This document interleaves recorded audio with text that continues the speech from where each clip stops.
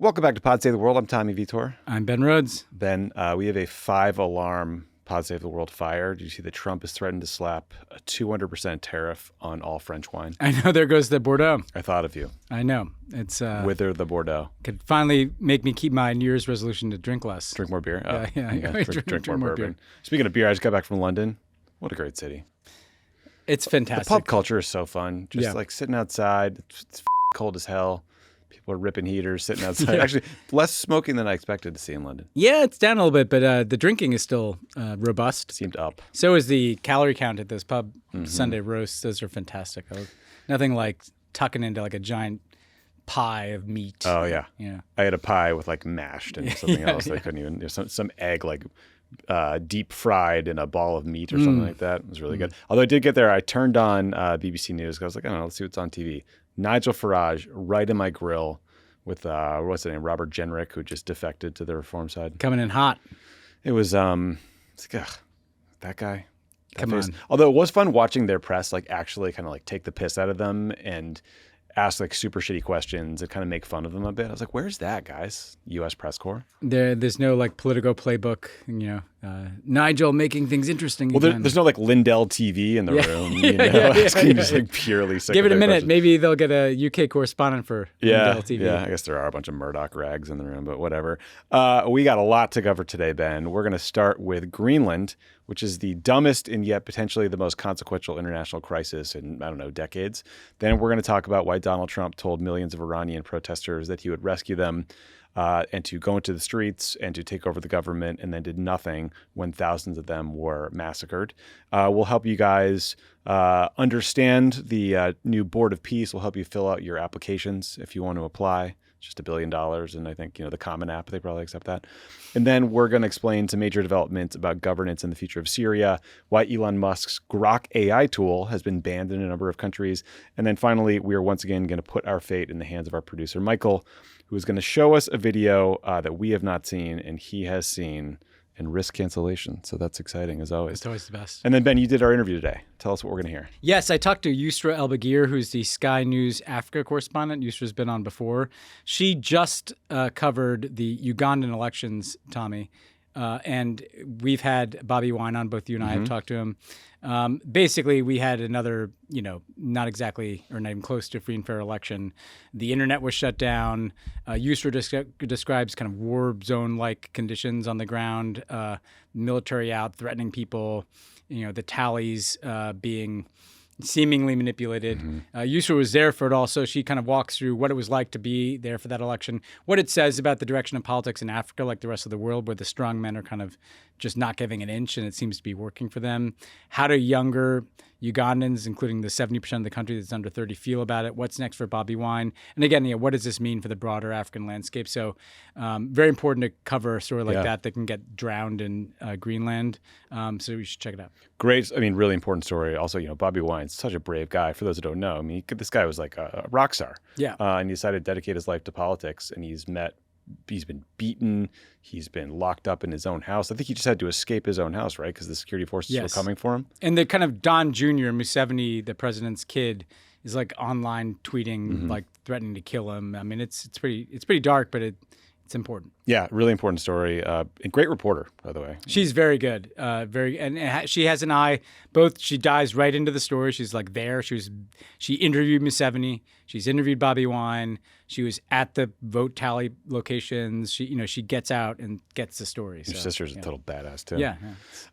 That's great. We just sit in a room in LA and talk about it. So, speaking of which, Ben, next week, for those of you who are part of our Friend of the Pod subscriber community, you're going to hear Ben and I answer some questions from the Friends of the Pod Discord. So if you want to hear that, or if you want to submit a question, go to crooked.com/friends to join and become a friend of the pod. Or if you just want to support Crooked Media, you like the show, you like progressive independent media, becoming a subscriber is the single most helpful thing for us, because it helps us reduce our dependence on these big tech platforms and connect directly with you. So again, that's crooked.com/friends. And of course, we'd love for you to also nurture our dependence on big tech platforms by subscribing to Pod Save the World on YouTube or wherever you get your podcasts. And then Ben, you have a big announcement for us today.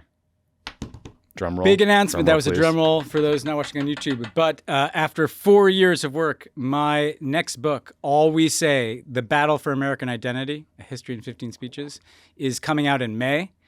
The pre-order links are live. You can hit it on Bookshop. You can hit it on Amazon. But essentially, just for this audience, this is where I'm announcing it because these are my people here. I wanted, after writing a book about the rise of authoritarianism, I sense that the answers to that question that's gnawing on all of us, which is like, how the fuck did we get here 250 years into this experiment, lay in the past. And I spent 4 years looking at how to tell the story of the argument we've been having, essentially. The argument about what it means to be an American, who gets to decide that. We've been having that argument since our founding. And so I chose 15 speeches. This is not an anthology, though. This is meant to understand the thread of the arguments we've been having back since our founding. J.D. Vance has one answer. We kind of begin the prologue with J.D. Vance's answer. I was just going to joke. Yes. How many Stephen Miller speeches did you choose? I don't do a J.D. Vance speech, but Okay. he says recently he made this speech where he said America is not a nation founded on a creed. Oh, right, yes. The Declaration of Independence is not the right way of thinking about what it means to be American. And he basically gives the blood and soil argument, which is a kind of Christian nationalist argument. We are defined by a certain kind of people that founded this country, white Christians, and we're defined kind of by our use of power and American exceptionalism, right? And counter to that is obviously the story of multiracial democracy and a nation that protects rights and a nation that is enriched by welcoming people from other parts of the world. And those two stories, I kind of want to trace the argument between them throughout our history. I begin at the founding. Benjamin Franklin gave this extraordinary speech at the Constitutional Convention that was about compromise and about how the only way we can start this country is if we agree to disagree about important things. Well, that worked, but it didn't work because the things that we didn't agree about were things like slavery or who gets to be American or, what is the basis of how power works in this country.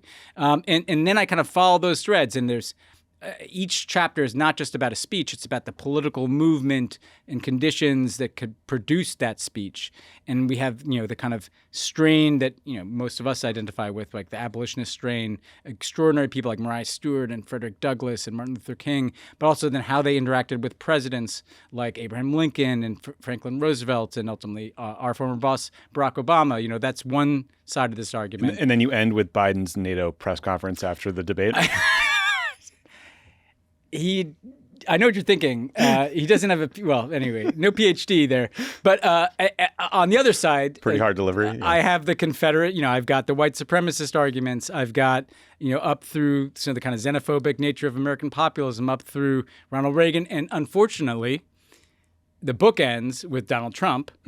But the story doesn't end with Donald Trump. And that's actually kind of the important part here, is that we are living in the latest iteration of a competition that we've had since the beginning.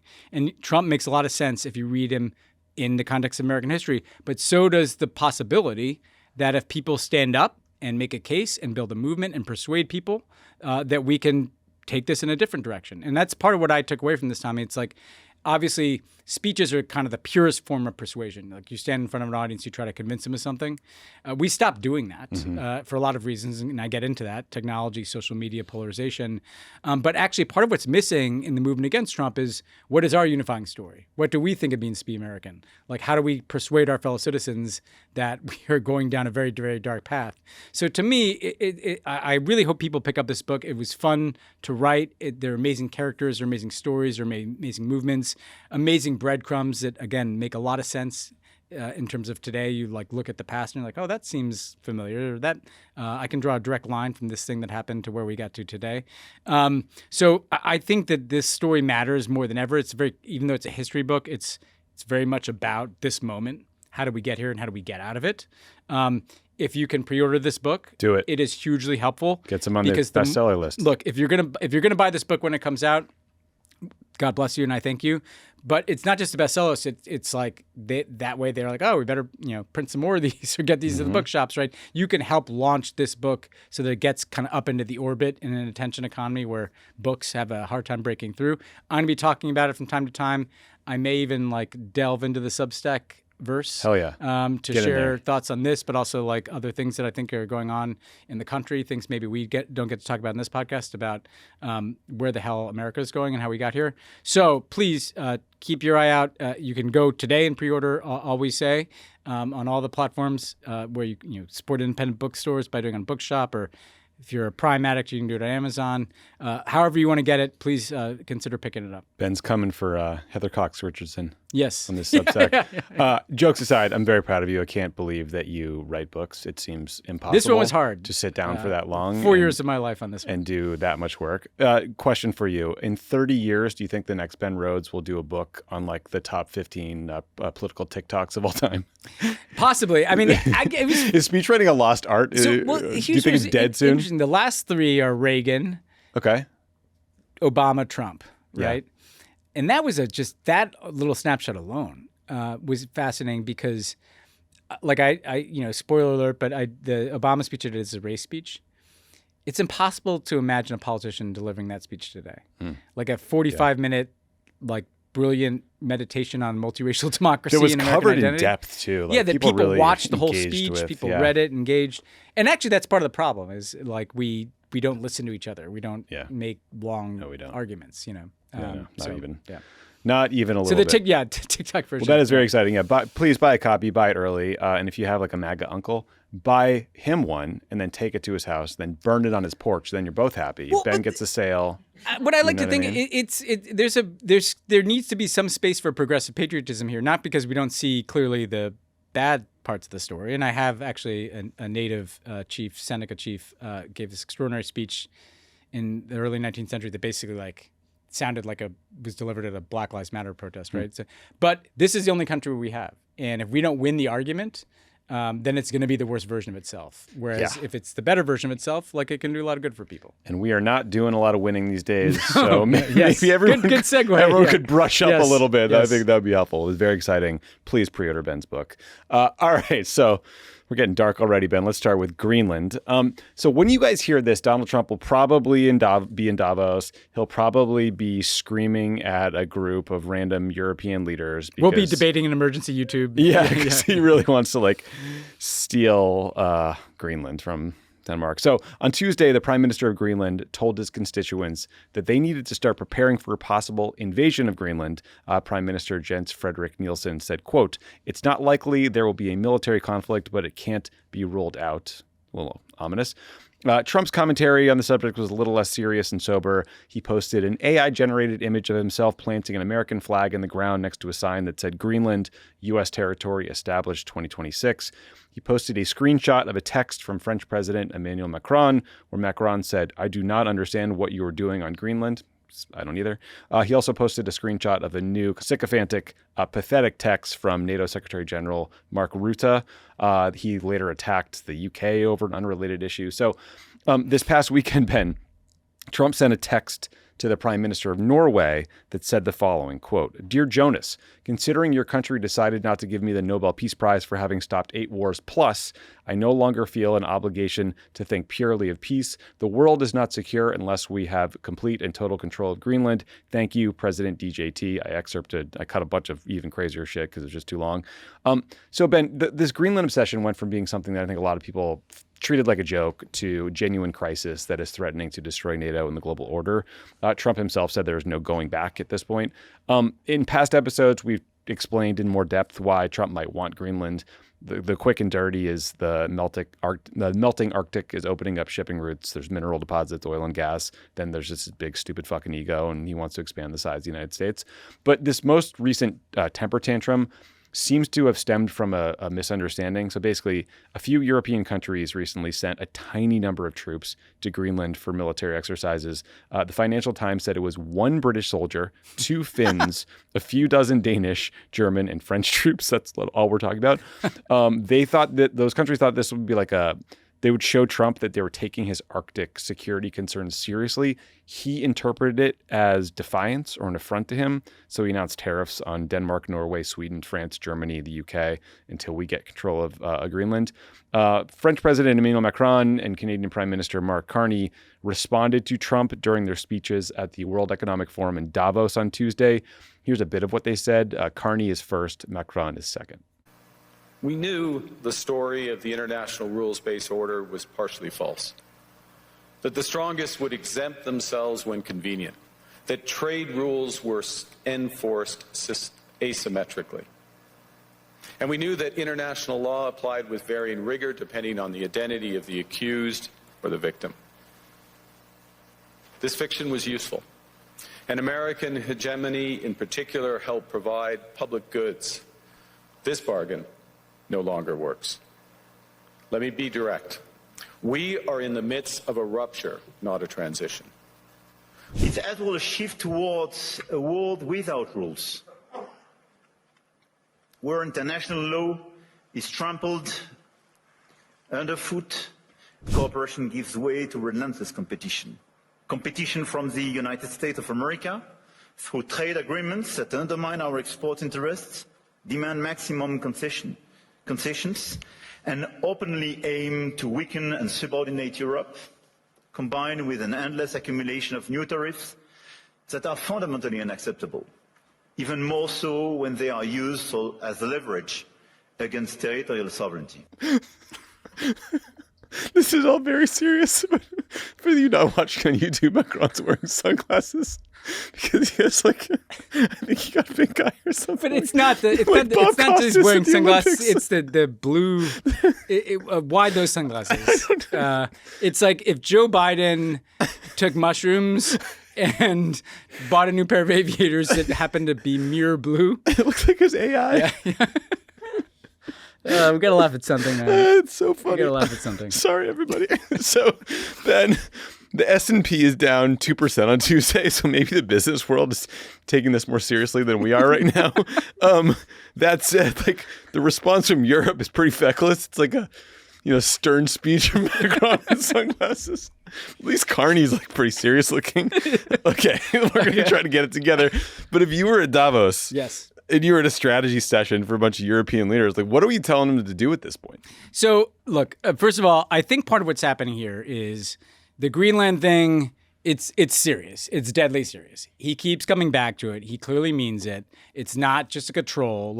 He clearly wants to conquer Greenland. Yeah, and big time. We've been through those reasons.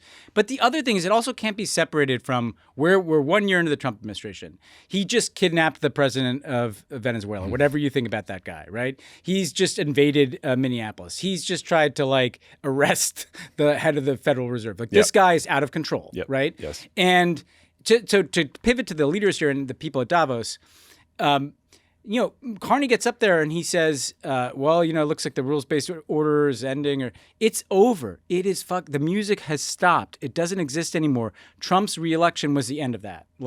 These guys, and they're almost all guys, have been living through this year where they've basically mimicked all the tactics of all the capitulators, and we've talked about this, the law firms, the universities. Yep. If we can just kiss his ass hard enough, or flatter him hard enough, or the British give him or appease him long parade, enough, or Mark Rutte calls him daddy, giving us a spanking in a text. Which actually happened, by the way. That's actually a thing that happened in the world, right? This doesn't work.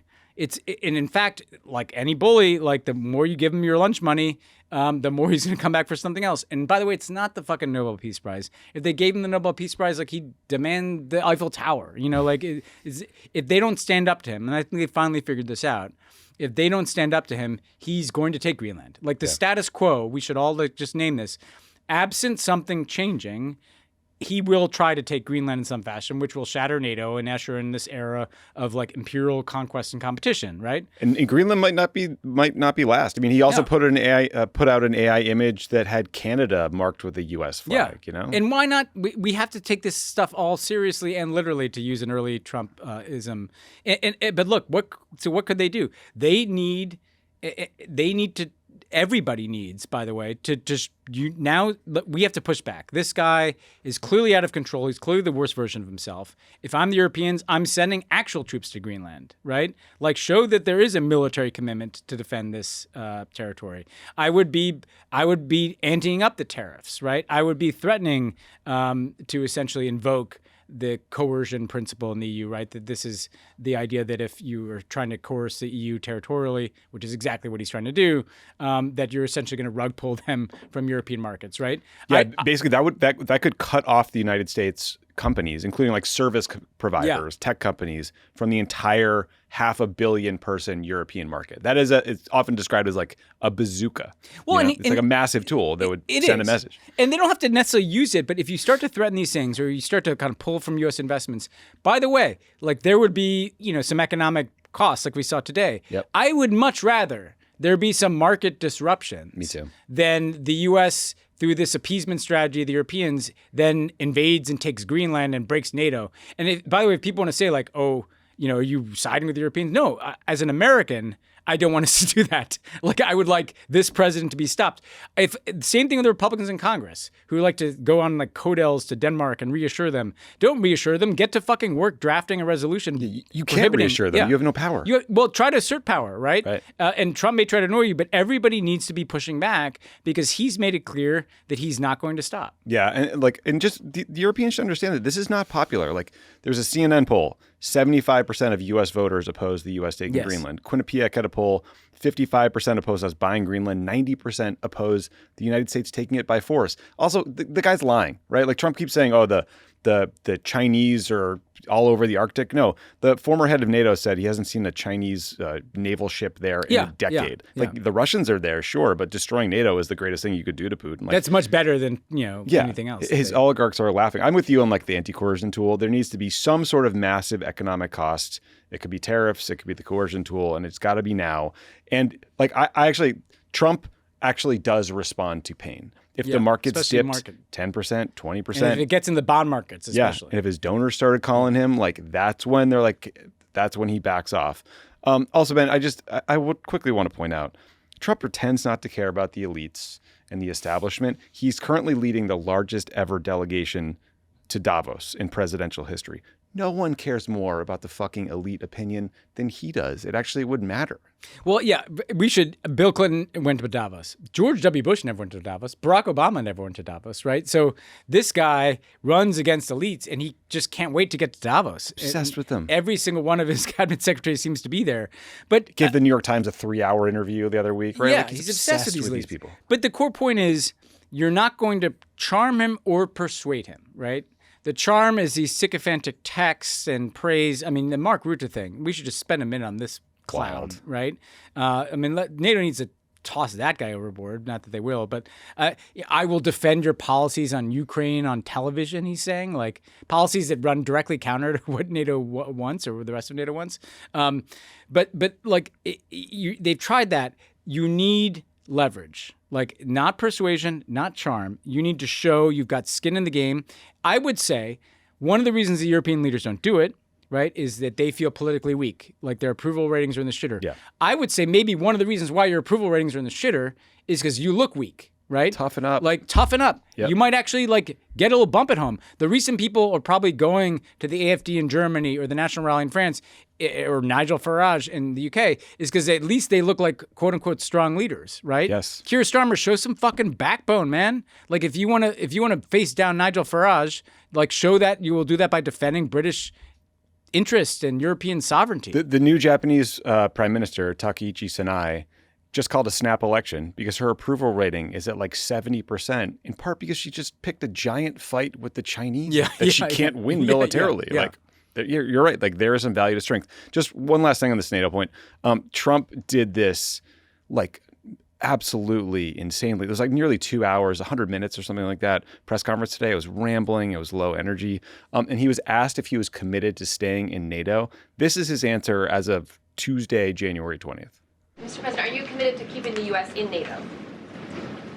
I've had such a good relationship. I've made it so much better, so much stronger. It's so good now. NATO is so much stronger now. I don't agree with a lot of the things they've done, but that was done before I got there. I think NATO's been good. Sometimes it's overrated, sometimes it's not. But we have a strong NATO. When I came here, we had a weak NATO. We had a NATO at 2%, and they weren't paying. You had a nothing NATO. NATO's, whether you like it or not, it's only as good as we are. If NATO doesn't have us, NATO is not very strong. To your point at the top, like about the music having stopped, he's speaking in the past tense. Yeah. And he's fundamentally wrong, right? The strength of NATO isn't like a percentage. The strength of NATO is the collective defense commitment. And if one NATO member is threatening to invade and annex a territory or another, that goes out the window. I should say, and this will anticipate your transition to our next topic, I'm mad at everybody today because it's been such a crappy couple weeks. You mad at me? Not you. Okay, cool. Not our wonderful team here. Okay, great. But You guys are fun. I'm going to talk about the media here for a second. Because, he says these things. Nobody is spending 5%. No, that is a it's fiction. made-up thing. And They it's like all on, promise to do it infrastructure. sometime in the future.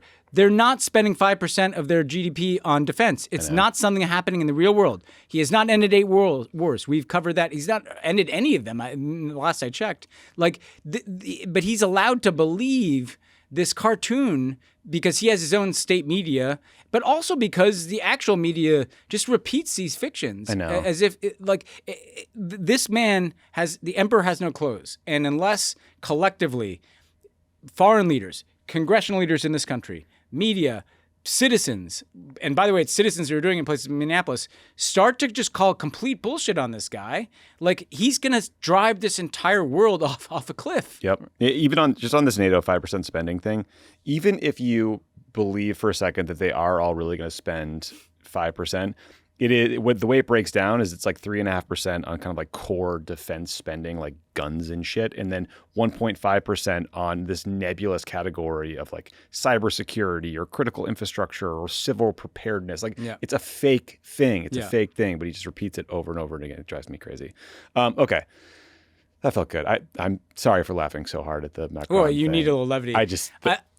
It's a reason, by the way, to subscribe to us on YouTube. Though, Yeah. Because if you saw the glasses, I think you'd be laughing with us. It was one of those things where I cracked once and then I made the mistake of looking at you and then you looked and then we just couldn't make eye contact and we had to get it over with. Okay. Pod Save the World is brought to you by Acorns. I know from personal experience that investing can feel intimidating. You feel like you don't know what you're doing, like you don't have enough money, like you don't have enough time to focus on it. But once you start doing it, you will realize that all you have to do is put away a little bit of money on a consistent basis, and it will grow in the long term, and you'll be very, very happy with yourself. So many of us only focus on where our money is today. Acorns is the financial wellness app that cares about where your money is going tomorrow. Acorns is a smart way to give your money a chance to grow. Acorns is easy. You can sign up in minutes and start automatically investing your spare money, even if all you have is spare change. Acorns grows with you, whether you're just starting out or thinking about settling down. Acorns supports your big and small goals across every life stage. The Acorns potential screen shows you the power of compounding and how your money could grow over time. Plus, you can quickly adjust how much you're investing every day, week, or month to make sure you're building towards your goals. Acorns is all in one. No more finance apps cluttering up your phone. With Acorns, you can invest, save, and give your money a chance to grow in one trusted place. Sign up now and Acorns will boost your new account with a $5 bonus investment. Join the over 14 million all-time customers who have already saved and invested over $27 billion with Acorns. Head to acorns.com/world or download the Acorns app to get started. Paid non-client endorsement. Compensation provides incentive to positively promote Acorns. Tier 2 compensation provided. Potential subject to various factors such as customers' accounts, age, and investment settings. Does not include Acorns fees. Results do not predict or represent the performance of any Acorns portfolio. Investment results will vary. Investing involves risk. Acorns Advisors LLC, an SEC registered investment advisor. View important disclosures at acorns.com/world. This episode is sponsored by BetterHelp. The new year doesn't require a new you, maybe just a less burdened you. Therapy can help you figure out what's weighing you down, what's holding you back, and brings an unbiased perspective to better understand your relationships, motivations, and emotions. BetterHelp therapists work according to a strict code of conduct and are fully licensed in the U.S. BetterHelp does the initial matching work for you so you can focus on your therapy goals. A short questionnaire helps you identify your needs and your preferences, and their 12 years or more of experience in industry-leading match fulfillment rate means they typically get it right the first time. If you aren't happy with your match, switch to a different therapist at any time from their tailored recs. With over 30,000 therapists, BetterHelp is one of the world's largest online therapy platforms, having served over 5 million people globally, and it works with an average rating of 4.9 out of 5 for a live session based on over 1.7 million client reviews. BetterHelp makes it easy to get matched online with a qualified therapist. Sign up and get 10% off at betterhelp.com/crookedworld. That's BetterHelp, HELP.com/crookedworld. Back to serious shit. So the last week when we recorded, it seemed like the United States was on the cusp of bombing Iran again. And that is because Trump said he would, quote, rescue the Iranian protesters if the Iranian regime started killing them. Trump even urged protesters to, quote, take over your institutions. And then he said, help is on its way. But then the Iranian regime cut off the internet. and started massacring innocent people. And Trump so far has done absolutely nothing. So we don't know exactly how many people were killed. There's a number of organizations that estimate like in the range of several thousand, like 4,000 confirmed deaths. There are other outlets have much higher estimates. I saw one as high as 16,000 people killed, tens of thousands, hundreds of thousands injured.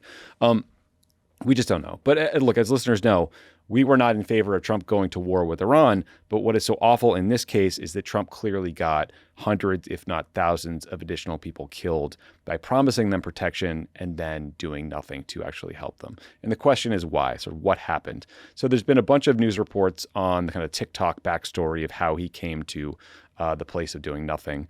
Some of the big takeaways for me, Ben, were first, when Trump promised to rescue these protesters, the United States did not have the sufficient military assets in place they needed to conduct a large-scale operation against Iran.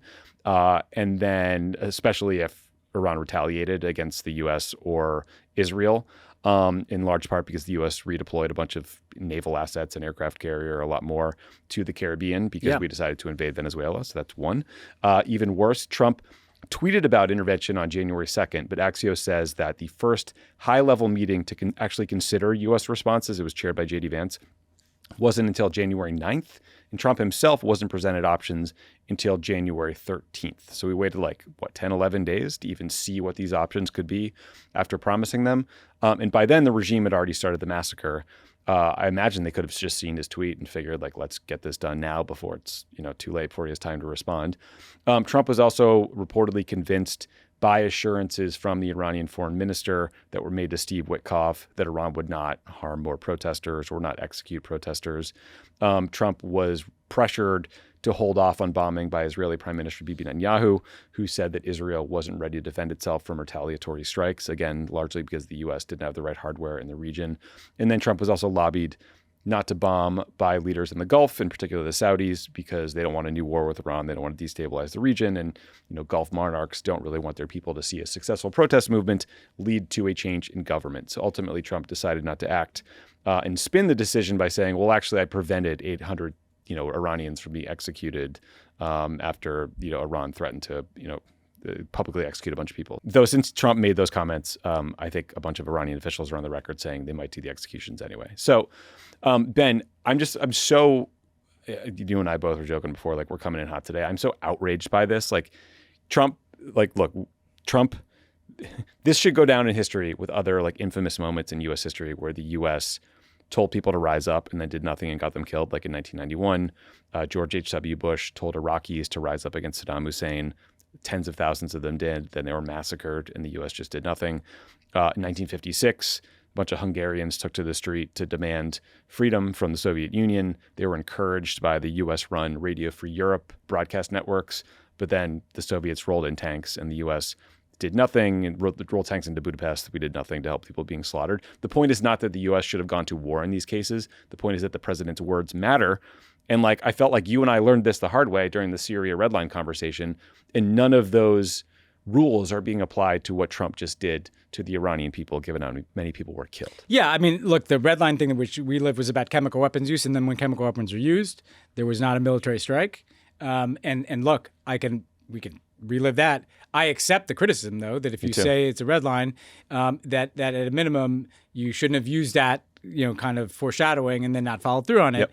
And the reason I make this point and to connect it to everything else today is I do think that Trump is treated differently. This is not a new insight. We have to stop treating him differently. He's the president of the United States of America. Whether he's Donald Trump or somebody else, he told people to rise up, and he said help would be on its way. And let's not forget the pageantry of that week. You've got Lindsey Graham flying around Air Force One with Make Iran Great Again hats. Mm-hmm. You've got the Shah's son out there. He was conveying a ramp up to Iranians that was, and then he did a rug pull on them, to use a crypto Can I read term. a Lindsey Graham tweet to you? President Trump is not Obama. Freedom now, freedom forever for the long-suffering Iranian people. I believe your nation's nightmare will soon be coming to an end. Make Iran great again. So he was part of a chorus of people making these assurances. Lindsey Graham was. And it is profoundly irresponsible. And look, I don't support military action for all the reasons we talked about, which I don't think you can engineer regime change with bombs and have it end well. But then you shouldn't have encouraged them that way. You should have found other ways to show solidarity, other ways to call out the regime, other ways to mobilize other countries to impose certain consequences or to try to help support Iranian protesters in whatever way you can, whether it's provision of internet or getting their stories out or whatever way. But don't suggest you're going to go to war and then pull back in the middle of the crackdown. I mean, the absurdity of this thing is this guy lives in a consequence-free world because nobody will ever tell him to his face that what he did was wrong. But like, it was the climb down was so clumsy. He thanked the Iranian regime for not executing their own people. It was like one person was going to get hanged, and then they called and were like, and by the way, this terrible regime, but to the point about not capitulating, they did their crackdown in his face. And then they had like someone call Steve Witkoff, probably Arachi from the foreign ministry, who's been around there forever, and be like, "Hey, your threat really got to us. We're not going to execute these people. We're not going to hang them." They killed potentially tens of thousands of people already, and they're not releasing the political prisoners. Like, no. So to your list there, I think all those things mattered. First of all, it bears in mind, a lot of people said, when you move all this military assets to the Caribbean, they're not going to be opportunity cost, there, and you didn't have a military option. Yep. And the Iranians knew he didn't have a military option. They knew we weren't postured there. We knew we didn't have a carrier strike group. They knew that we'd be worried about retaliation and we couldn't provide the missile defenses to our bases or to the Israelis. And so they knew they had a window to crack down because this guy was irresponsible. Yep. And then I do think at the end of the day, he listens to the Gulf Arabs and they saw those threats. They saw where things could be going in the region and called them. And he's like, the combination of this seems like a lot of effort. This seems like it could go wrong. I got the Gulf Arabs telling me not to do this. All of a sudden, it's not Lindsey Graham in his ear, and he's like, he backs off. But this should be attached to him. And look, I'm not asking. I hope it doesn't result in him bombing them in a week, because I don't think that's the answer either. No. We're just making a point here. This should be held against him as like a horrible thing that he did. Yeah, like he can't undo what was done, right? His words got thousands of people killed. So if he bombed tomorrow, it doesn't solve anything. Imagine getting a call from Bibi Netanyahu and being told not to bomb Iran. Do you think you assume it's one of those prank shows or something? I mean, at the end of the day, the thing about Bibi that people have always wondered is like, it's the same way that he built up Hamas. He needs Hamas. Absent Hamas, what is the rationale for Bibi Netanyahu? Like, I'm always torn. Does he want the regime change, or does he always want to be on the precipice of regime change because he needs an Islamic Republic of Iran? Because absent that, how can he scare people into supporting him? I don't know. Point. But he always gets up to the line and tacos. Yeah. Trump was asked on Tuesday that same... Bacos? Bibi always chickens out? Yeah, Baco. I like that. Yeah. Baco. Yeah. Trump was asked if military options against Iran are still on the table during this same ranging press conference on Tuesday. Here's his weird answer. So with Iran, they were going to hang 837 people, and I let them be known that, and we let them know that if that happens, that will be a very bad day for them. And they decided not to do it. They didn't hang the people. I can't tell you what's going to happen in the future, but supposedly they've taken that off the table. So we're just going to have to see what happens with Iran. Is the military option off the table? Yeah, I can tell you what's going to happen in the future. They're going to hang them behind closed doors in prisons you'll never see. And by the way... But it's such bullshit here. I mean, not to do the media, but he stands up there like Castro giving a 6-hour press conference and asserts this 837 number. 8 wars, 5%, 837. Bullshit. They've killed thousands of people, and then the Iranians themselves called you and be like, hey, we're about to execute these 837 people, but maybe we won't do it because we're so scared of you. Yeah. Like, he got played. The Supreme Leader is on TV calling him a criminal, saying he's responsible for the casualties. State TV in Iran is airing footage of forced confessions and interrogations. These guys were just shooting innocent people in the face with birdshot. Countless people are blinded and just scarred forever. I mean, because of this, look, they were out there on the streets because they were fighting for their own rights, but Trump encouraged countless people. Yeah. Okay. Speaking of peace, Ben, so let's talk about the latest leaked details about Trump's planned board of peace. So we talked about this on Pod Save America yesterday, and I just want to warn you in advance. It is both confusing and stupid, so buckle up, but we will get there. So the reason the administration is now talking about the board of peace is because they claim it's time to move from phase 1 of the Trump-Gaza ceasefire to phase 2 of the Gaza peace plan, which, remember, is supposed to be the point where the conflict goes from temporary ceasefire to permanent end to the war, which is just nuts because there is not an actual ceasefire in Gaza. An estimated 450 Palestinians have been killed in Israeli airstrikes or military activity since October, as have 3 Israeli soldiers. There is no international peacekeeping force. Hamas has not given up its weapons. Israel is still occupying 53% of the Gaza Strip. Hundreds of thousands of Palestinians are displaced or living in tents that can't, withstand the wind or the cold. And did you see Israel is refusing to allow poles for the tents into Gaza because they are claiming it's a dual-use product.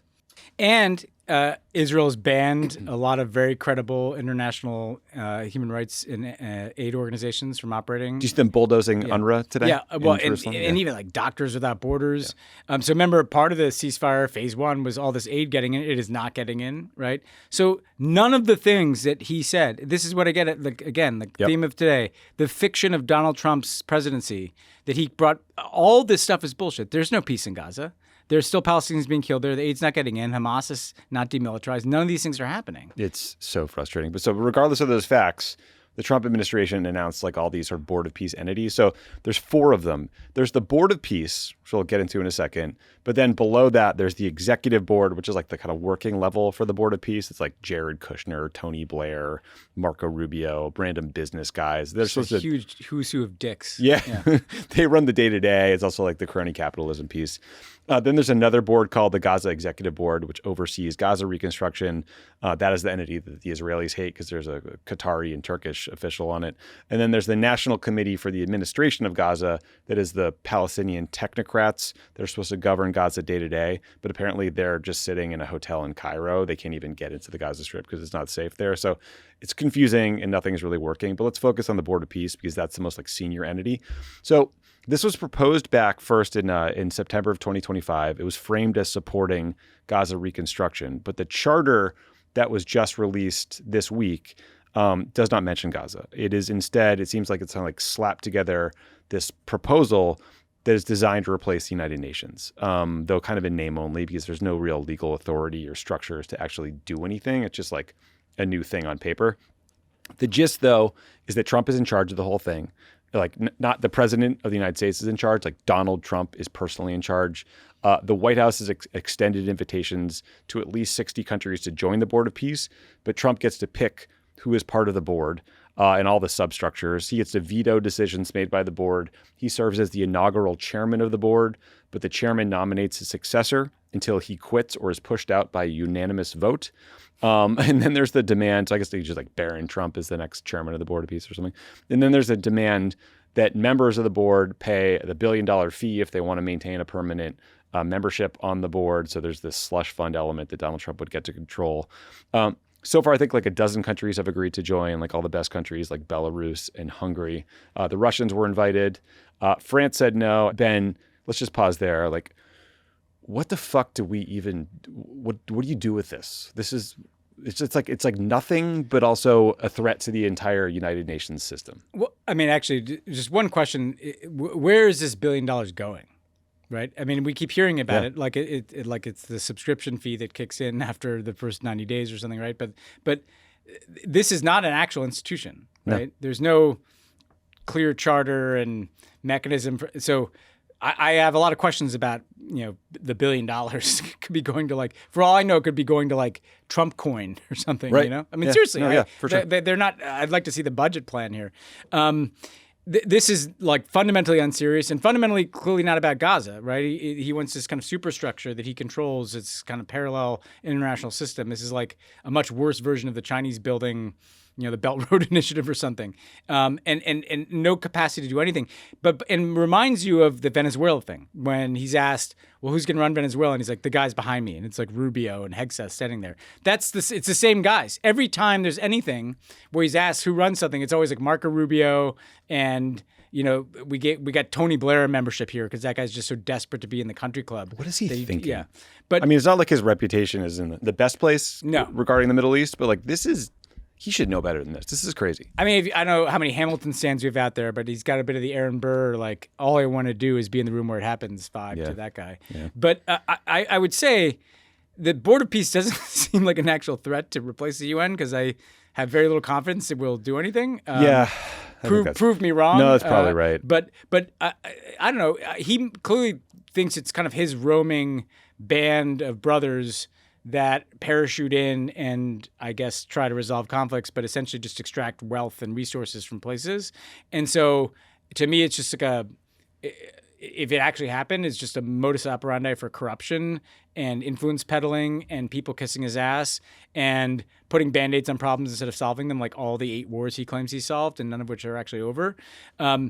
I guess the question is, though, what if like Trump creates the board of peace, everyone just appeases him as always, and they go along with it, and then Trump sucks away all the funding and resources for the actual UN and just like pushes attention over to this new bullshit. And that's the danger. Yeah. And so my recommendation is all the way back to the Greenland thing. Nobody should join this thing. If Trump wants to have a meeting, by nobody I mean no self-respecting country or foreign leader. If Trump wants to have a meeting that's him and Viktor Orban and Lukashenko from Belarus and whatever Gulf Arabs, like, you know, he can kind of shake down into coming to it, make him look ridiculous. Like, you should not participate in this. Mm-hmm. This is not a real thing. This is not an answer. The UN is flawed. Fine. Like maybe we need different institutions. This is not the answer to it, right? This kind of Trump organization, corporate structure, you know, we know, by the way, how good the books were at the Trump organization. Right. So yes, it is a threat to the UN system. It's meant to be kind of a combination. It's like everything with Trump. It's like part threat, part troll of the UN. Then don't go along with it. You don't need to. It's not the answer to Gaza. It's certainly not going to get them to phase 2 of Gaza. It's just there's so much plate spinning, and you're right. It's like Marco Rubio like doing all of it, like Red Panda style again. I guess. The media will refer to the Gaza ceasefire until one of the parties declares ceasefire is gone or something. But like, you know, there was one day where, you know, I think some Hamas guys shot at IDF troops, and there was like 45 massive airstrikes throughout the Gaza Strip. You know, like life is intolerable for the people there. There's no effort to build it back. I mean, it's just, I don't know. But this is, and again, I swear people are getting harmed, you know? Yes. And I swear to God, this is not about like us. It's about how to deal with Trump.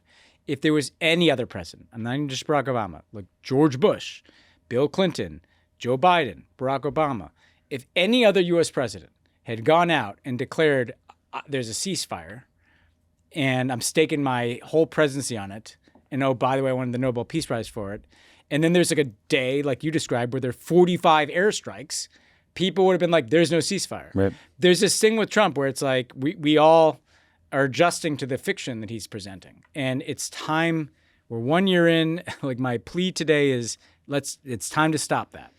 Yeah, it's getting real bad. Pod Save the World is brought to you by Helix. It's January. It's cold everywhere, even in California.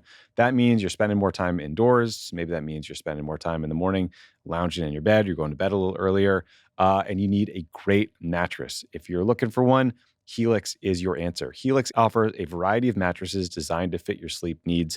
You can figure out which one works best for you and your body by taking the Helix Sleep Quiz, which will match you with the perfect mattress based on your personal preferences, making it easy to find a mattress that suits your sleep needs. Helix will deliver your mattress right to your door with free shipping in the U.S. The Happy with Helix guarantee offers a risk-free, customer-first experience designed to ensure you're completely satisfied with your new mattress. You can rest easy with seamless returns and exchanges. They even offer a 120-night sleep trial and limited lifetime warranty. We've got a Helix mattress at my house. It's super comfortable. Everyone who's ever stayed there or slept on it has said something in the morning about, wow, that's a really great mattress you have. Where'd you get that bed? Highly recommend Helix. Go to helixsleep.com/world for 27% off site-wide. That's helixsleep.com/world for 27% off site-wide. This offer is exclusive to Pod Save the World listeners. Make sure you enter our show name after checkout so they know we sent you. helixsleep.com/world. Pod Save the World is brought to you by Built. It's 2026, and if you're still paying rent without Built, it's time for a change. Built is the loyalty program for renters that rewards you for your biggest monthly expense, rent. With Built, every rent payment earns you points that can be used towards flights, hotels, Lyft rides, Amazon.com purchases, and much more. And here's something I'm excited about. Starting in February, Built members can earn points on mortgage payments for the first time. Soon, you'll be able to get rewarded wherever you live and unlock exclusive benefits with more than 45,000 restaurants, fitness studios, pharmacies, and other neighborhood partners. There's some great ways you can redeem your points, like fitness classes. You just use them on Amazon. Lyft rides, they have gift cards at over 120 brands. There's a ton of different ways you can redeem your Built points and make your rent payments work for you. It's simple. Paying rent is better with Built, and soon owning a home will be better with Built too. Earn rewards and get something back wherever you live. Join the loyalty program for renters at joinbuilt.com/world. That's JOINBILT.com/world. Make sure to use our URL so they know we sent you. All right, so let's turn to some big developments out of Syria that are less related to Trump than most of the other stuff. So on Sunday, the Syrian government, led by President Ahmed al-Shara, announced a, quote, ceasefire and full integration with the U.S.-backed Kurdish militia forces in Syria, the Syrian Democratic Forces, or SDF. So this deal came together after the Syrian government forces made a bunch of territorial breakthroughs in the northeast part of Syria, which had been controlled by the Kurds. But this deal they announced Sunday, it seemed like it was starting to unravel by Monday. There were reports of fighting in northeast Syria, including around prisons that hold a lot of ISIS militants that have been guarded by the SDF for years. But under the terms of this new agreement, those prisons would now be controlled by Shara's government. The Trump administration has come out very strongly in support of this integration idea and of the Syrian government. So Trump's special envoy, Tom Barrack, said, quote, the quote, greatest opportunity for the Kurds in Syria right now lies in the post-Assad transition under the new government. He said the U.S. military presence in Syria was justified by the counter-ISIS mission. But now that Shara's government is on board with fighting ISIS, it changes the U.S. relationship with the SDF. The SDF should get folded into the national military. The Kurds should seize this opportunity to integrate into the Syrian state. So the Kurds, the SDF, they feel completely hung out to dry here. Until recently, they controlled like a third of Syria. I think they were probably hoping that would be the case in perpetuity. They fought incredibly bravely against ISIS at their request of the United States. I think they were hoping to be rewarded with their own state. But instead, they're being asked to join a government led by a guy who was once a member of an extremist group that tried to kill them. So, Ben, I'm curious what you make of this, because I can see both perspectives. Of course, the new Syrian government wants to control the entire country and not have like an essentially like an autonomous military operating within its borders. On the flip side, the Kurds feel like they're owed a lot given what they sacrificed. And they understandably, I think, don't trust the new government. But they have no choice, seemingly, with the Trump administration going all in on support of Shara. So I don't know. What are you thinking about this? Like, what's the right move? I think you summed it up well. One interesting thing is that the same dynamic happened in Iraq, right? Same thing. You have Kurds in the north of Iraq who always opposed Saddam Hussein, were always good friends with the United States, kind of did everything we asked them from the Gulf War all the way through the invasion of Iraq, and wanted their own state. And, after the fall of Saddam Hussein, they weren't going to get their own state because the Turks were going to invade them, and actually did invade northern Iraq a couple of times. And the U.S. didn't want to fracture it and would destabilize the region, all these things. And, we need a central government.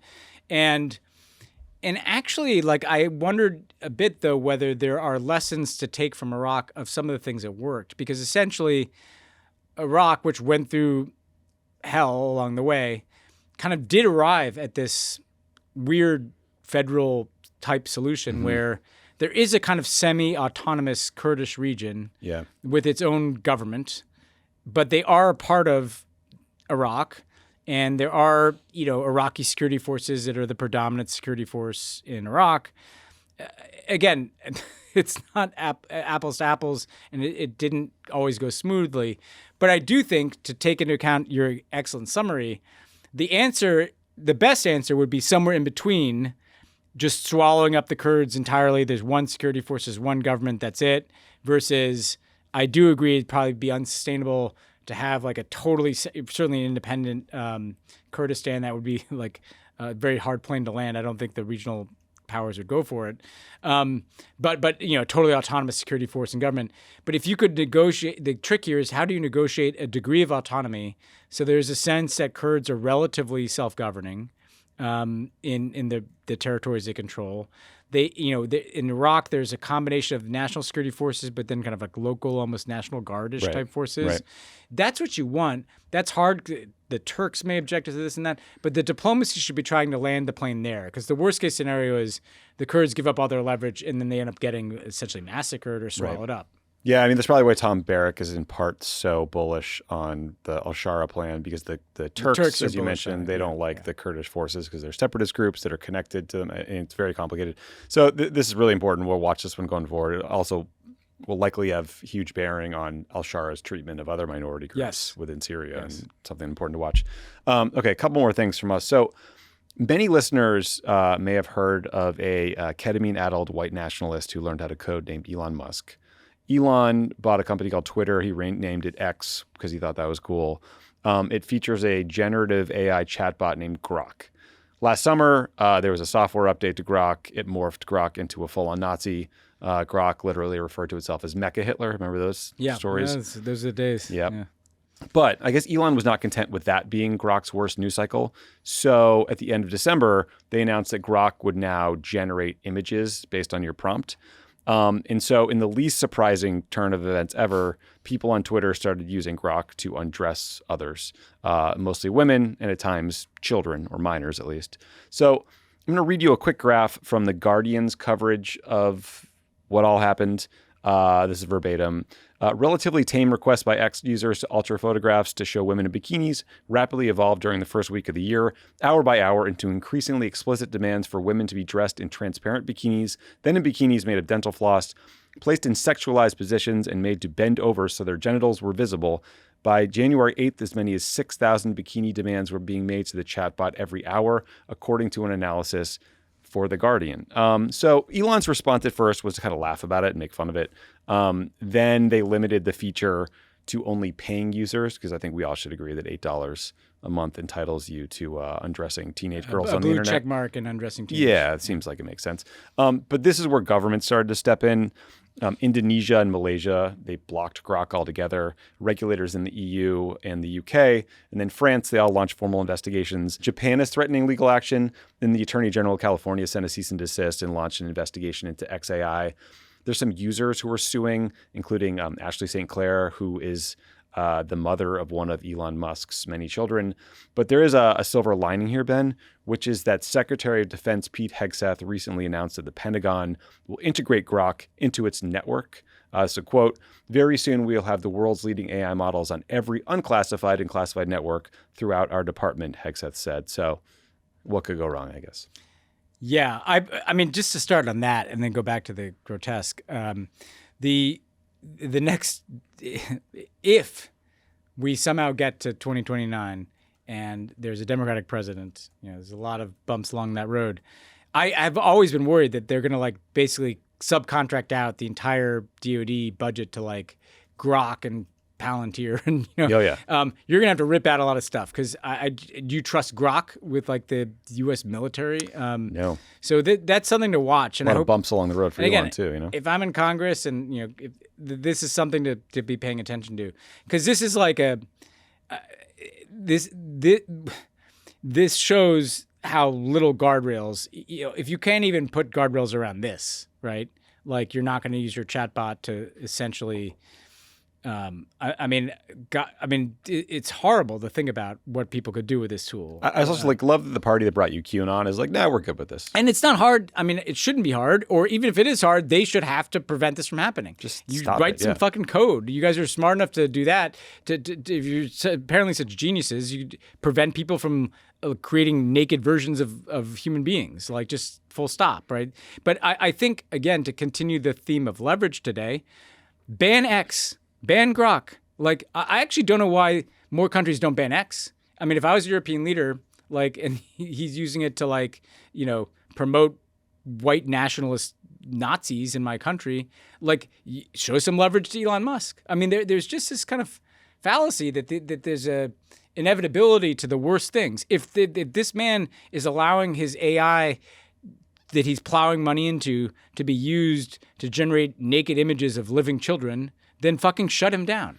Yeah, and also, if you watch Elon closely, he's gotten real insane recently. The white nationalism is he's basically retweeting retweeting white genocide memes and saying every that day. It will be real. Yeah. You make a good point about banning it in this sort of pathetic sense of inevitability. The MAGA types, J.D. Vance will go to Europe and lecture them about their tech laws, but he won't say a word about the Russians banning Twitter. You know what I mean? And look. I mean, I know there'll be free speech things here, but I live in California. I have daughters. I would like the state of California to ban Grok if it doesn't fix this. And I don't think that's a speech issue. No. Like, what on earth does free speech have to do with the capacity for a technological tool to generate a naked image of a teenage girl? Like, Or anyone. Yeah. Like, by the way, there are plenty of free speech carve-outs around pedophilia and child sex trafficking, right? It's constantly one of the things that people agree on here. So, yeah, the QAnon party over there, they used to like, not like Jeffrey Epstein and you know, like, I don't know, spare me your free speech arguments when it gets to these kinds of images. Truly terrible people. Paywalling it is just really just like the perfect kind of metaphor for like their entire worldview. It's like, well, this horrible thing, it's fine if I get paid. Finally, Ben, over in Cadiz, Spain, I think that's how you say it, we saw an unusual entry in the city's annual contest of carnival groups, an event we should have here in Los Angeles, I think. So one group flexed their creative muscles to bring us this incredibly moving tribute to, of all people, scientist Stephen Hawking. So again, Ben and I have not seen what this tribute looked like. This is not what I thought. I thought we'd get like a Liz Truss. We don't know what we're in YouTube. for. Yeah. No. For some reason, we've decided to repeatedly throw caution to the wind and risk cancellation by letting the professional instigators on the Pod Save the World team make us cold watch videos. So with that throat clearing done, let's watch whatever the hell this is going to be.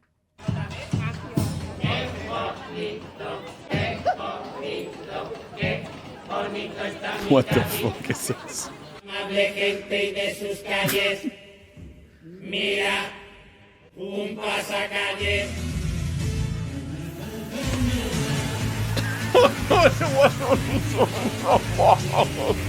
they giving them facials?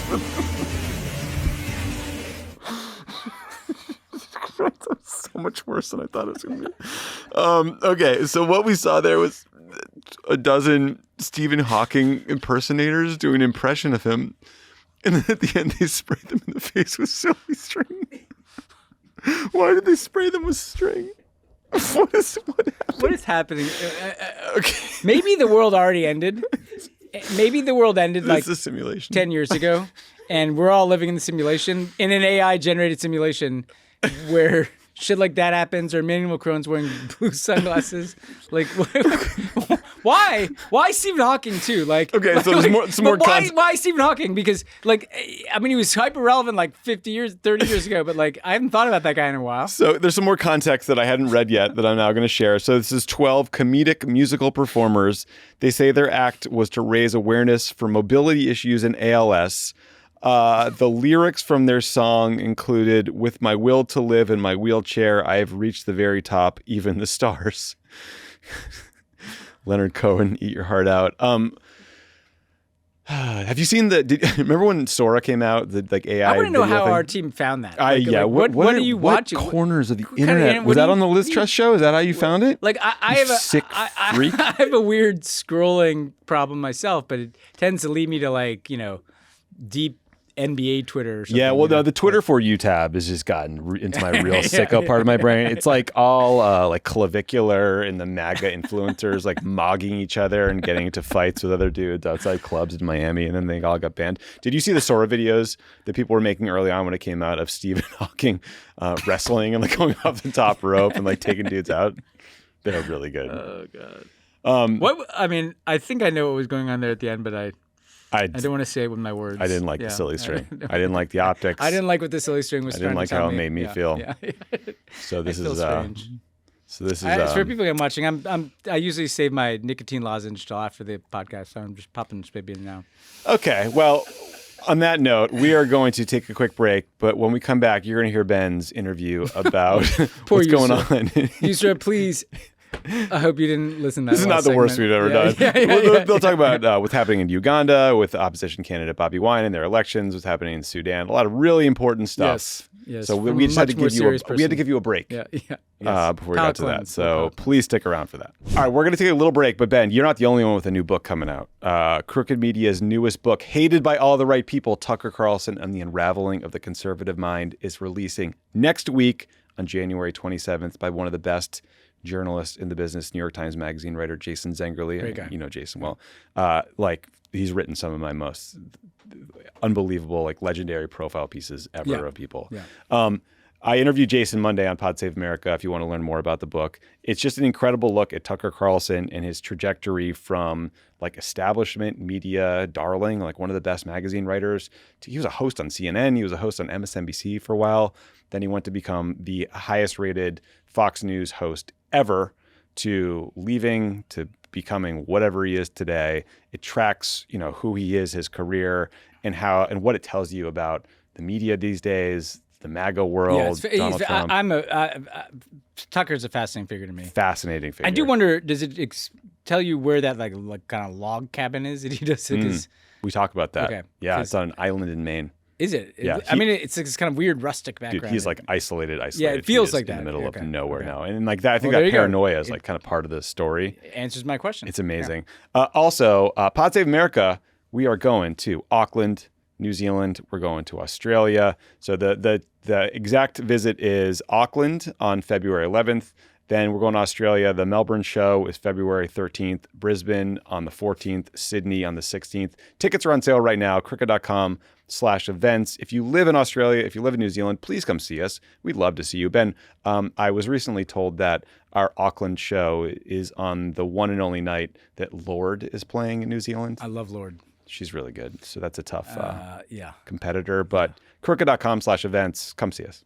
This podcast is sponsored by Squarespace. Squarespace is the all-in-one website platform designed to elevate your online presence and drive your success. Squarespace provides all the necessary tools to claim your domain, build a professional website, expand your brand, and facilitate payments, making it the ideal solution for businesses of all sizes. Squarespace gives you everything you need to offer services and get paid all in one place. From consultations to events and experiences, showcase your offerings with a customizable website designed to attract clients and grow your business.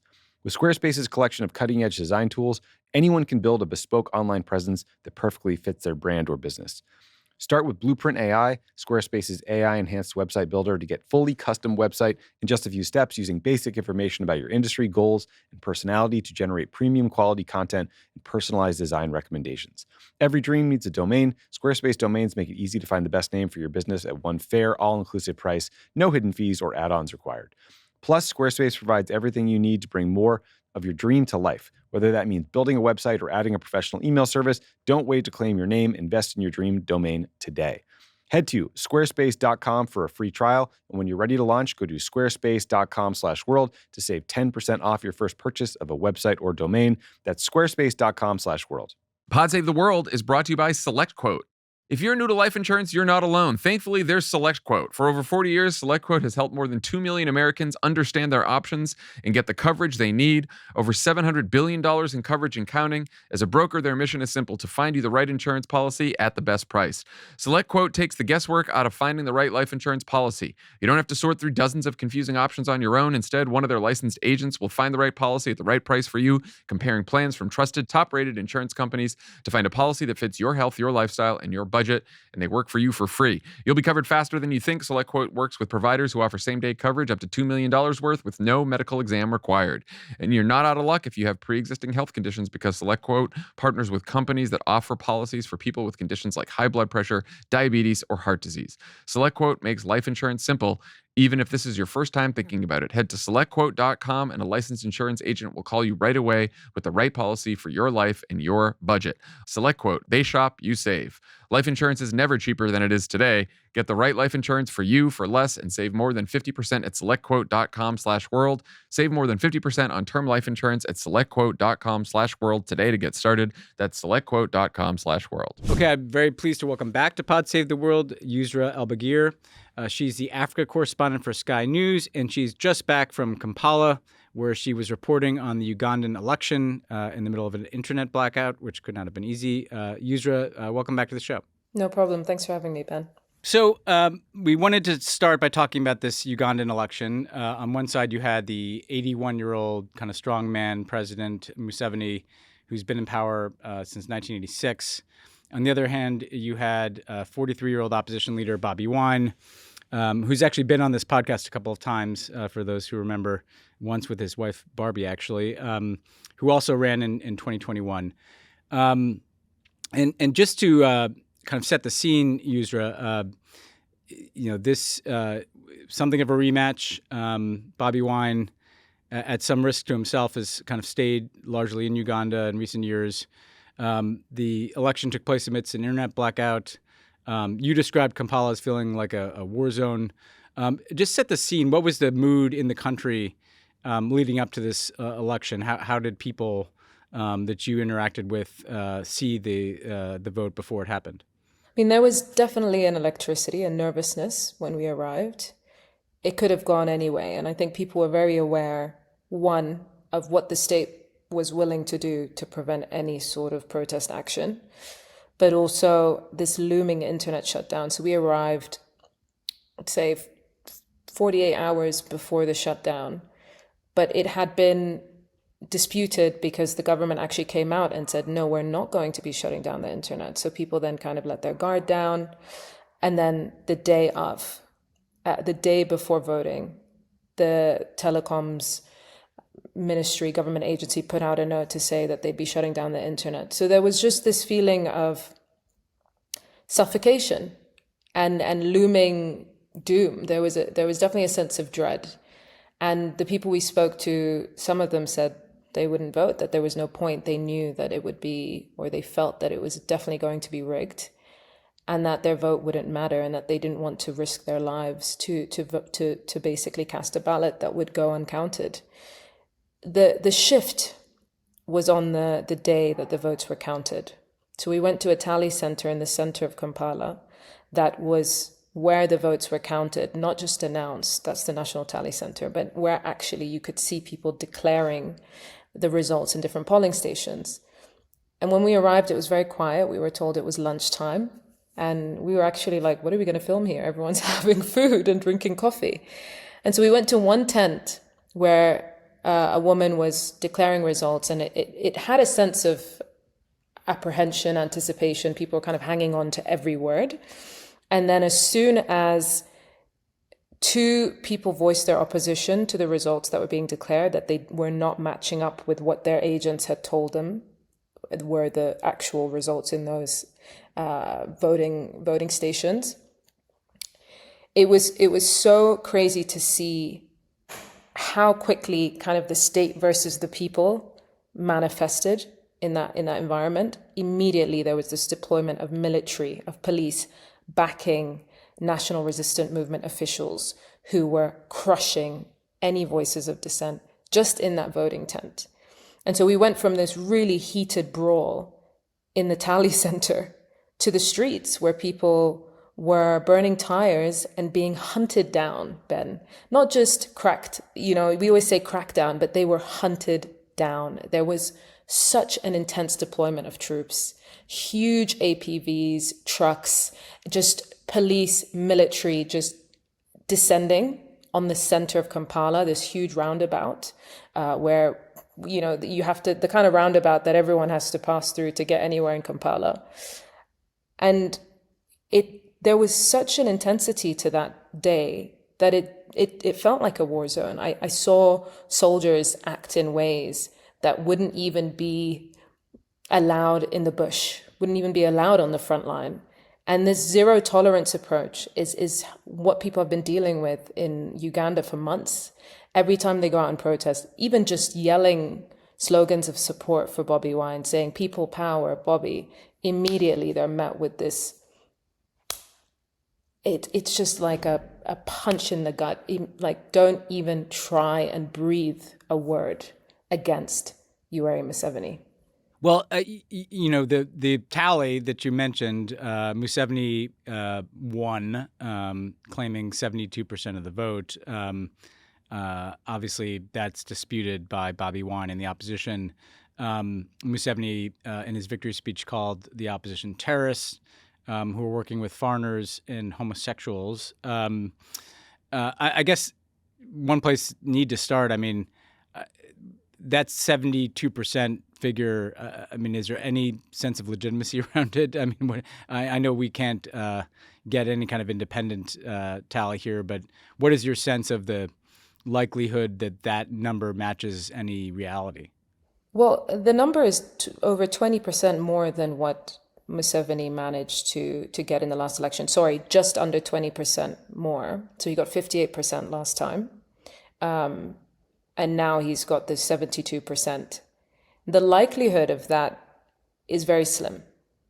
I think realistically, there's such voter apathy that I would be very surprised if people were rallying in that way to vote for President Museveni.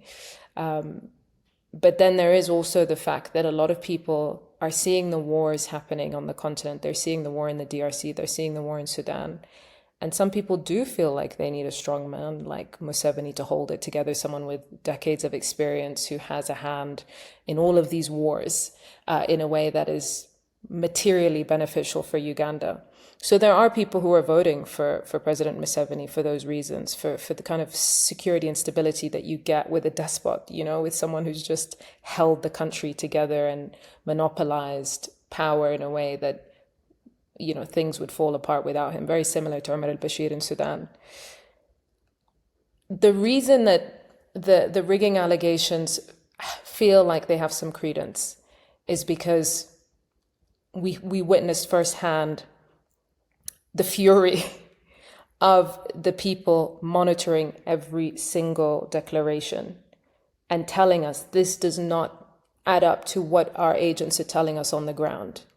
Speaking to a 23-year-old member of the National Unity Party, Bobby Wine's party, who was so full of angst that her voice was breaking. Like, what are we meant to do? We went out, we voted, we did what we were meant to do. Like, what more can be done for us? What can the international community do? This exasperation that was so genuine, that felt truly genuine, that they followed everything step by step and they wanted their ballot to be their bullet, their weapon. And just the despair that comes with that was very real, very palpable. I did speak to the Prime Minister of Uganda as the results were declared. She was there kind of representing the state in the National Tally Center. And I asked her, is this a free and fair election? She goes, it was, very quickly before I finished. So I asked, then why are the military and police deployed in the streets? And she said, well, no, the military and the police are deployed because there are agents of chaos and there are people who are rejecting and creating anarchy. And that's always the response. So there's this intense militarization around a process that's meant to be democratic. And then when people are hurt and brutalized by that show of force, they're called criminals. But we were there when opposition party officials were calling the government criminals. So this was not a free and fair election, just by the sheer intensity of the militarization. If we get down to the votes and vote rigging, I think that's going to be quite a process to prove.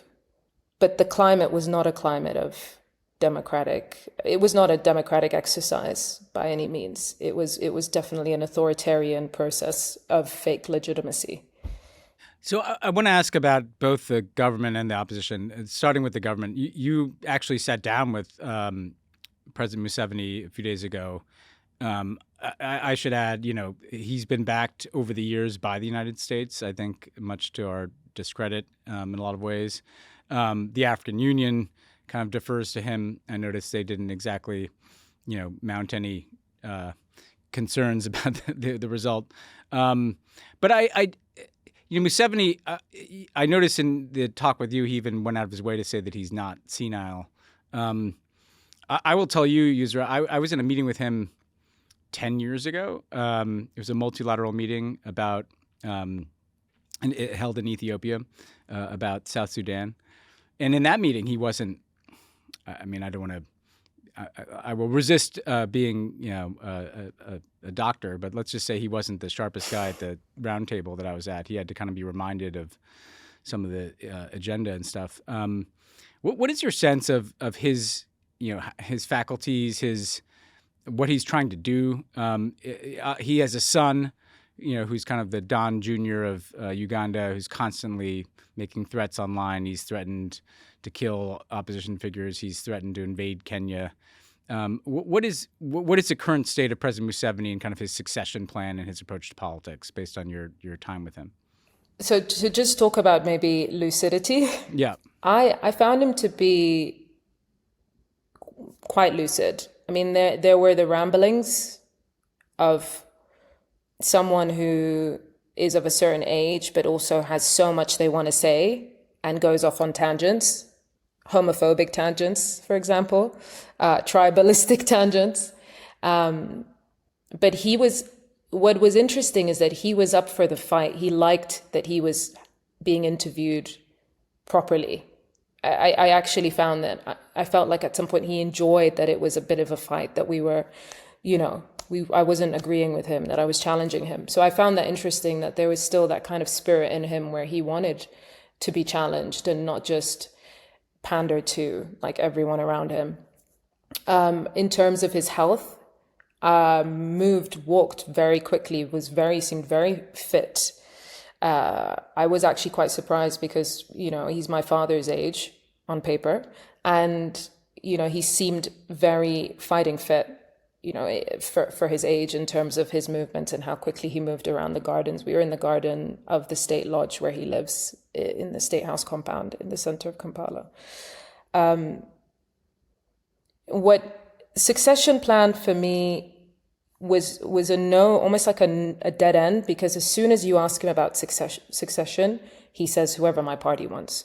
As soon as I asked him about how long he wants to rule, he said whatever my party wants, whatever the people want. So he kind of sticks to that line that he had as a rebel leader, which is it's about the people. Because I did challenge him on that, because I met him 40 years on from the Bush War victory that brought him into power. And what people kind of forget is that he had 2 unelected terms before the 1996 election. So he's actually he's now going into his 9th term after 7 election wins. And so I was really curious to see what changed for him in terms of his mentality, because there's so many quotes on record of him saying that the problem with Africa is not the people, it's the leaders who want to hold on to power. He has all these kind of,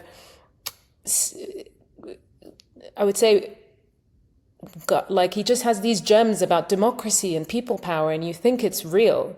So I wanted to find out what the contradiction was. And his constant rebuttal was, the people have elected me, they want me.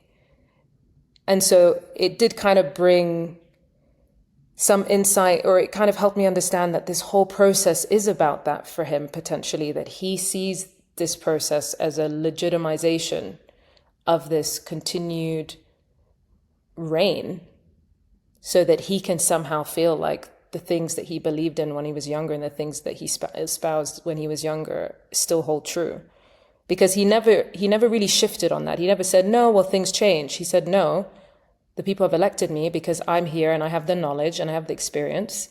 And you should be so lucky, essentially. The people of Uganda are lucky that he's still around to share the experience that he has. And I do feel like there's this paternalism that he has, that Mugabe had, that a lot of, liberation leaders turned despots have, where it's, I'm the one who could hold it together because I'm the one who knows what it took to have this, to create this, to build this for you all. Kagame, in a way, in Rwanda, yeah. Kagame, yeah. ANC, yeah, at large. But it's and that kind of showed in the line of, we built the internet, yeah, because that's it. We built this country, so we can switch it off and we can shut it down when we want. And I kind of knew going into it that was potentially the mentality. And so it was really interesting to see the ways that it kind of manifested in the micro, whether it was the internet or it was, he spoke to me about Sudan and his time, talking to Bashir and Turabi about the issues in Sudan. And one of the things that was interesting is that he said to me, we spent a lot of time telling Umar al-Bashir that you should be looking at interest, not identity. And the irony is that Museveni has created many districts based on ethnicity and tribe, and in Uganda, he's multiplied districts. And so I actually believe that he's done both. It's identity and interest, but ultimately self-interest. So speaking to him, there's an interest in his son being his successor. There's an interest in kind of keeping everything within the family and keeping everything kind of held within the national resistance movement. But there's also something really, watching NRM celebrate in the election hall, in the tally center when they won the election, was this feeling that it doesn't really have any meaning anymore. These wins, there's just an entitlement to it that they're just holding on to rather than actually recovering anything. And I'll just go to one thing. When the ANC lost their majority in the 2024 election, I remember interviewing an MK vet who was the Minister of Defense in that administration before the government of national unity. And I said to her, how do you feel that the ANC has lost their majority? How do you feel that you've lost? She was like, we're the ones who created this democracy. We're the ones who gave people the right to vote. And she was very angry. And so it just really comes down to that. As we built it, we hold on to it, and we can destroy anything to do that. That raises the question, though, whether that's how people see it, which gets to the opposition and also just the people of Uganda.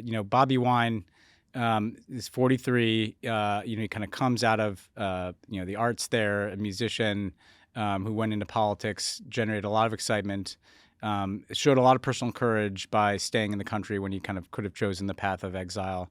But as you pointed out, 70% of Uganda is under 30, right? So he may be paternalistic, but it's hard to imagine an 81-year-old kind of being in touch with the concerns of the 70% of his people that are young.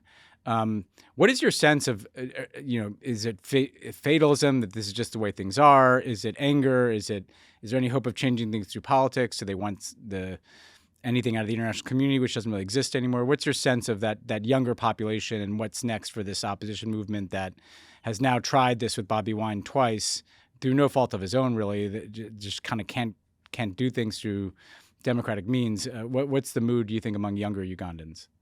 I think there's a lot of frustration, and that's regional, right? It's also in Kenya. It's also in Tanzania. This regional Gen Z angst about what they're kind of left to deal with, and the fact that actually they inherit all the issues in these countries, and then they don't have any say in how the countries are governed. Because Uganda, President Museveni spoke about the economic growth, and he had those statistics immediately to hand. 3.9 billion GDP when he came into power in 1986, and now it's 64 billion. But what no one ever speaks about is the national debt crisis. They've got around $32 billion in national debt, and that's the debt that young people are going to inherit. They also have really bad youth unemployment. I met a young woman in the voting line in Bobby Wine's stronghold and polling station who said, I graduated and I can't get a job with my degree. I don't know what to do. And her voting for Bobby is kind of a vote. It's not a wasted vote. It's this whole concept that Bobby keeps saying, protest vote. You vote out of protest. She said, we know he's going to win, but will he actually be announced the winner? I'm voting to ensure that he has won, even if that's not the result that's shared. So it feels like this was an exercise in agency, even if that doesn't lead to results, tangible results. And I think, Bobby will continue to call people to protest. He's just shared that he's not going to dispute the results in court because the judiciary is influenced by Museveni and his administration, but he's calling people to protest. The concern with that is that young people know they're going to get killed. And I think that's where Bobby is struggling a bit, because I interviewed him in 2018 and he was an MP, and he was full of life and full of energy and optimism and idealism. And we went to the social media tax protest, kind of one of the first big protests they organized where people actually came out. It was when the Ugandan government started, were proposing to charge tax for the use of social media. So it's always been a weird internet kind of battleground where the internet is what brings people out in frustration, the lack of internet or the controlling of it. But seeing him, he did seem, I don't want to say defeated. I didn't feel defeat from him, but I felt a sadness. I felt exhaustion, really, like someone who's been beleaguered. And I did kind of push him on the bloodshed and what protection he's offering Ugandans when they kind of go out and support him and face the security apparatus in full force. And he was very adamant, I'm just one Ugandan. It's on the security forces to not shoot. I'm a leader. I show the way. I lead the way. I'm doing that. But there was a hollowness to his responses, because I think ultimately he has to go and speak to the families of these kids. And he had spoken to a family just the day before I spoke to him, a man who was 33, killed in the polling station area in Bobby's neighborhood, so someone from his community.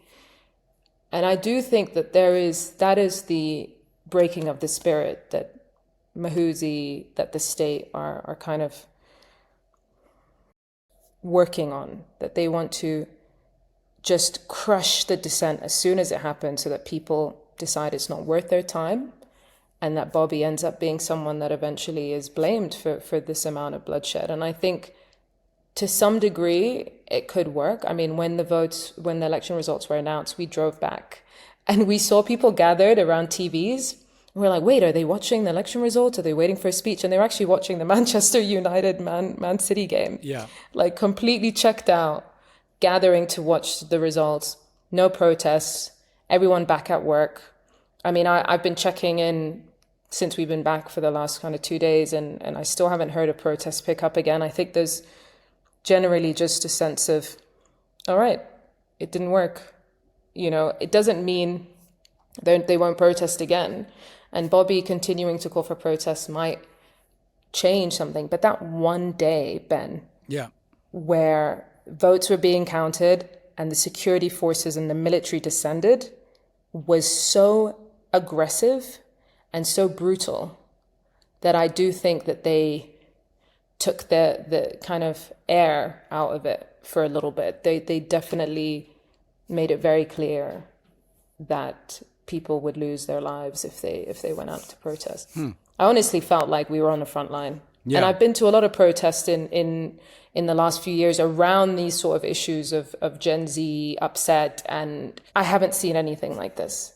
You know, in Kenya, it's very dynamic. It's gunfire, but loads of tear gas and lots of chasing and snatch squads. In Maputo, very trigger-happy police officers who just kind of shoot in the air and shoot at people and have rabid police dogs going for protesters. But this is the first time that I felt that this was a battlefield that could have been in the bush. Huh. Well, look, I think that's a very important and powerful picture. And I think you're kind of describing this moment where the balance is really tipped in this kind of strongman direction. Museveni, Kagame in Rwanda, Rutte in Kenya, but we go to Cameroon, but frankly, we go to Iran, we could go to the United States, we could go to Russia. This is not just limited to Africa. But it does feel like at some point, something has to give here, like these people are not going to live forever. Gen Z is growing. So it's something to watch how long this dynamic can hold. Well, Yousra, really appreciate you coming off such fresh reporting. We'll have to have you back at some point. There's Somaliland, there's Sudan, there's so many things happening on the continent that bear attention, but really thankful for you to give us this powerful glimpse into what's happening in Uganda. So thanks for that and for your reporting. Thanks, Ben. Appreciate it. Thanks again to Yousra Elbagir for joining the show. I think we'll probably let him do that to us. Thanks again. to Emmanuel Macron for the glasses. So I bet he must just had pink eye. He had a minor eye procedure, they said. So procedure. Don't ever, don't come at us and be like, oh, you're being insensitive. I'm sorry. There's a way to not wear those glasses and deal with your minor eye procedure. I was always taught that you got pink eye because someone farted on your pillow. The last time I got it, actually, I think it was because I changed the diaper and, what happens next. Yeah, that's not good. Anyway, I'm sure next week we'll have. Actually, I'm sure I'll see you before. The odds of us doing some Davos, special are pretty high. who can resist? Yeah. Anyway, thanks for listening. Subscribe.